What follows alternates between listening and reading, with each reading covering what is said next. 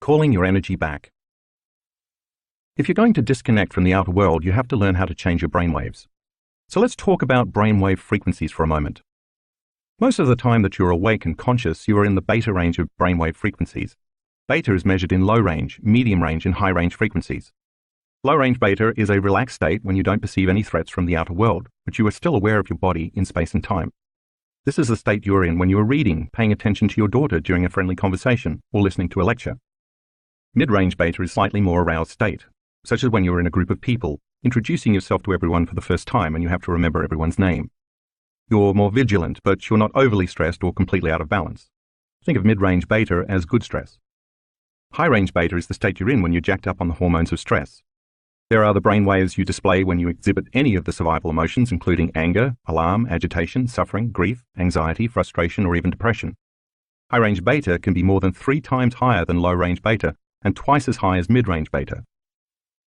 While you may spend most of your waking time in beta frequency brainwaves, you also dip into alpha frequency brainwaves throughout your day. You display alpha brainwaves when you are relaxed, calm, creative, and even intuitive, when you're no longer thinking or analyzing and instead you're daydreaming or imagining, like a trance state. If beta brainwaves indicate where you are placing the majority of your attention on your outer world, alpha brainwaves indicate when you are placing more of your attention on your inner world. Theta frequency brainwaves take over in the twilight stage when your mind is still awake, but your body is drifting off to sleep. This frequency is also associated with deep states of meditation.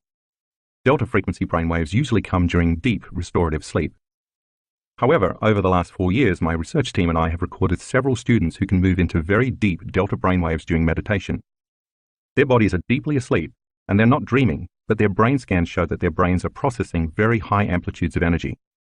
As a result, they report having profound mystical experiences of oneness, feeling connected to everyone and everything in the universe.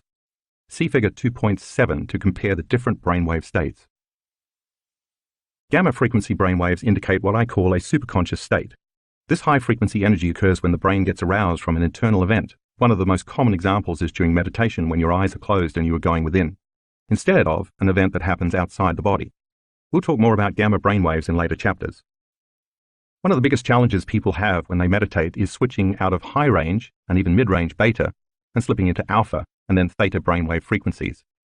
It's absolutely vital to do so, though, because when they slow down their brainwaves to these other frequencies, they are no longer paying attention to the outer world and all the distractions they're so used to thinking about when they're under stress. And since they're not analyzing and strategizing, trying to prepare for the worst-case scenario in their future based on their fearful memories of the past, they have the opportunity to become present, to exist only in the now. Wouldn't it be wonderful during a meditation to disconnect your association to all the elements in your outer environment, to get beyond your body, your fears, and your schedule, and forget about your familiar past and your predictable future? If you do it right, you will even lose track of time. As you overcome your automatic thinking, your emotions, and your habits in meditation, that is exactly what happens. You get beyond your body, your environment, and time. You weaken the energetic bonds with your past-present reality and find yourself in the present moment. Only in the present moment can you call your energy back to you. This does take some effort, although it will get easier with practice, because you're living by the hormones of stress most of the time. So let's look at what happens when you aren't in the present moment during meditation, so you'll know how to handle that when it arises. Understanding this skill is important because if you can't get beyond your stresses, your problems, and your pain, you can't create a new future where those things don't exist. So let's say you're sitting in your meditation and you start to have some stray thoughts. You're in the habit of thinking that way because you've been thinking the same way and putting your attention on the same people and things at the same time and place for years now. And you have been automatically embracing the same familiar feelings on a daily basis just to reaffirm the same personality that's connected to your same personal reality, repeatedly conditioning your body into the past. The only difference now is that because you're trying to meditate, your eyes are shut. As you are sitting there with your eyes closed, you are not physically seeing your boss. But your body wants to feel that anger because every time you see her in your waking day, 50 times a day, 5 days a week, you are in the habit of feeling bitterness or aggression. Similarly, when you get emails from her, which happen at least 10 times a day, you unconsciously have the same emotional reaction to her. So your body has grown accustomed to needing her to reaffirm your addiction to anger. It wants to feel the emotions it has become addicted to, and like an addict craving a drug, the body is craving the familiar chemicals. It wants to feel that familiar anger at your boss because you didn't get the promotion, or it wants to feel judgment about your coworker who always wants you to cover for him. Then you start thinking about other colleagues who annoy you and other reasons to be upset with your boss. You're sitting there trying to meditate, but your body is throwing the kitchen sink at you. That's because it wants its chemical fix or familiar emotions that you normally feel throughout the waking day with your eyes open. The instant you notice what's happening, that you are putting all of your attention on that emotion, you become aware that you're investing your energy into the past, because emotions are records of the past. So you stop and return to the present moment, and you begin to disinvest your attention and energy out of the past. And then, in a little while, you start to feel frustrated and angry and resentful again, and you realize what you were doing. You remember that your body is trying to feel those emotions in order to reaffirm its addiction to those chemicals. And you remember that those emotions drive your brain into high-range beta brainwaves. And you stop. Every time you pause, settle your body down, and return to the present moment, you are telling your body that it is no longer the mind. You are the mind. But then thoughts start drifting into your mind about the people you have to see and the places you have to go and the things you have to do later that day. You wonder if your boss has answered that email yet, and you remember that you haven't returned your sister's phone call either. And today is trash day, so you remind yourself you need to put out the trash. And all of a sudden you become aware that by anticipating those future scenarios, you are investing your attention and your energy into the same known reality. So you stop, return to the present moment, and once more disinvest your energy out of that predictable, known future and make room for the unknown in your life. Take a look at figure 2.8. It shows that once you find yourself in that sweet spot of the generous present moment, your energy, represented by the arrows, no longer goes away from you to the past and future the way it did back in figure 2.3. Now you are divesting your energy from that familiar past and predictable future. You are no longer firing and wiring the same circuits in the same way, and you are no longer regulating and signaling the same genes in the same way by feeling the same emotions. If you keep doing this process, you are continuously calling all that energy back to you by breaking the energetic bonds that keep you connected to your past-present reality. This happens because you are taking your attention and your energy off your outer world and placing it instead on your inner world, and you're building your own electromagnetic field surrounding your body. Now you have available energy that you can use to create something new. Not surprisingly, your attention eventually begins to wander again. As you continue to sit in meditation, your body becomes more annoyed and impatient because it wants to do something. After all, you've programmed it every day to get up and follow the same routine. It wants to quit meditating, open its eyes and see someone. It wants to hear something on TV or talk to someone on the phone. It prefers to taste breakfast instead of sitting there doing nothing. It would like to smell coffee brewing, like it does every morning, and it would love to feel something like a hot shower before it starts the day. The body wants to experience physical reality with its senses in order to embrace an emotion. But your goal is to create a reality from a world beyond your senses that's defined not by your body as the mind, but by you as the mind. So as you become aware of the program, you keep settling your body down into the present moment. The body tries again to return to the familiar past because it wants to engage in a predictable future, but you keep settling it back down. Each time you overcome those automatic habits, your will becomes greater than your program. Every time you keep settling your body back to the present moment, like training a dog to sit, you are reconditioning your body to a new mind. Each time you become aware of your program and you labor for the present moment, you are stating that your will is greater than your program. And if you keep returning your attention, and therefore your energy, back to the present moment, and you keep noticing when you are present and when you are not, sooner or later your body is going to surrender. It is this process of continuously returning to the present moment every time you become aware that you've lost it, that begins to break the energetic bonds with your familiar known reality.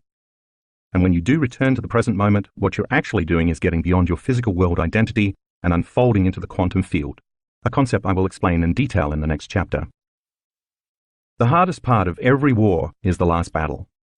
That means that when your body, as the mind, is raging, causing you to think that you cannot go any further, wanting you to stop and return to the world of the senses, you keep persevering. You truly step into the unknown, and sooner or later you will begin to break the emotional addiction within you. When you get beyond your guilt, your suffering, your fear, your frustration, your resentment, or your unworthiness, you are freeing your body from the chains of those habits and emotions that keep you anchored in the past. And as a result, you are liberating energy that is now coming back to you. As the body releases all of this stored emotional energy, it is no longer becoming the mind. You discover that right on the other side of your fear is courage. Right on the other side of your lack is wholeness. And just beyond your doubt is knowing. When you step into the unknown and surrender your anger or hatred, you discover love and compassion. It's the same energy. It has just been stored in the body, and now it's available for you to use to design a new destiny. So when you learn to overcome yourself, or the memory of yourself in your life, you break the bonds you have with everything, every person, every place, and every time that's keeping you connected to your past-present reality. And when you finally overcome your anger or your frustration, and you liberate energy that was trapped in the past, you call that energy back to you. As you liberate all of that creative energy that has been tied up in those survival emotions, within you and all around you, you are building your own personal energy field around your body. In our advanced workshops, we've actually measured this effect on calling the energy back. We have experts who use very sensitive equipment called a gas discharge visualization, GDV machine, with a specially designed sensor called a Sputnik antenna, developed by Konstantin Korotkov, PhD. It measures the ambient electromagnetic field in the workshop conference spaces to see how the energy changes as the workshop progresses. On the first full day of some of our advanced workshops, we sometimes see the energy in the room drop. That happens because once we start meditating, and those students have to overcome themselves by breaking the energetic bonds with everyone and everything in their known reality, they are calling energy back to themselves. They're drawing energy from the greater field, and the field in the room can diminish as the participants begin to build their individual field of energy around their own bodies. And now they have available energy to use to design a new destiny.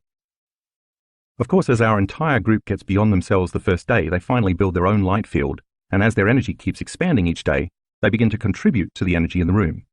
As a result, we finally witness the energy of the room rise. To see what this sometimes looks like, find graphics 1A and 1B in the color insert. One way to increase your chances of a successful meditation is to give yourself enough time so you don't get distracted by trying to rush through the experience. When I meditate, for example, I allow for 2 hours. I don't have to take 2 hours every time, but I know myself well enough by now to realize that if I have only 1 hour, I'm going to tell myself there's not enough time. If I have 2 hours, on the other hand, I can relax knowing I have plenty of time to find the present moment. Some days I find the sweet spot of the present moment pretty quickly, while on other days I have to work for an hour at bringing my brain and body back into the present. I'm a very busy person. Some days when I have just arrived home for 3 days between workshops or events, I wake up in the morning and immediately think of the 3 meetings I have planned that day with different staff members, mentally rehearsing what I have to talk about. Then I think about the emails I have to get done before I go to those meetings. Then I think about the flight I have to catch that afternoon. Then I make a mental note about the phone calls I have to make on the drive to the airport. You get the idea.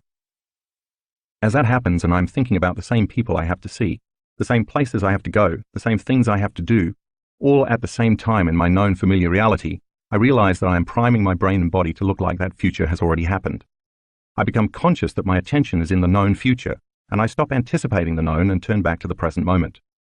As I do that, I'm beginning to unfire and unwire those neural connections. Then I might get a little emotional and become impatient and a little frustrated thinking about something that happened yesterday. And since emotions are a record of the past and where I place my attention is where I place my energy, I become aware that I'm investing my energy in the past. Then the hormones of stress may get my brain aroused and my body gets a bit fired up into high-range beta brainwaves, and I have to settle it back down into the present moment again. And as I do that, I'm no longer firing and wiring the same circuits in my brain, and I'm disinvesting my energy out of the past. And if I'm aware of the same thoughts that are connected to those same familiar feelings, when I stop myself from feeling the same way, I'm no longer conditioning my body into the past, and I'm no longer signaling the same genes in the same ways. And if the emotions are the end products of experiences in the environment, and if it's the environment that signals the gene, then when I stop feeling those same emotions, I'm no longer selecting and instructing the same genes in the same ways. That not only affects the health of my body, but also no longer primes my body to be in the same future based on living in the past. So as I inhibit those familiar feelings, I'm changing the genetic program of my body. And since the hormones of long-term stress downregulate the expression of healthy genes and create disease, every time I am able to stop when I catch myself feeling any of those emotions that are related to stress, I am no longer conditioning my body to stay addicted to the emotions of stress. If I do it properly, overcoming my familiar thoughts and emotions of my known past and future, then energetically, neurologically, biologically, chemically, hormonally, and genetically, that predictable future, as well as the familiar past I used to affirm it, no longer exists. If I am no longer firing and no longer wiring those same old neural networks, by no longer thinking about those memories of the people or things at certain times and places, and I keep returning to the present moment, I'm calling energy back to me.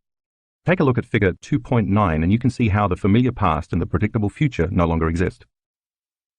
Now I'm in the sweet spot of the generous present moment, and I have available energy to create. I've built my own energy field surrounding my body. Every time I've labored, sometimes for hours, to get beyond myself and find that place called the eternal now, and I truly break through, I've always thought the same thing. That was so worth it.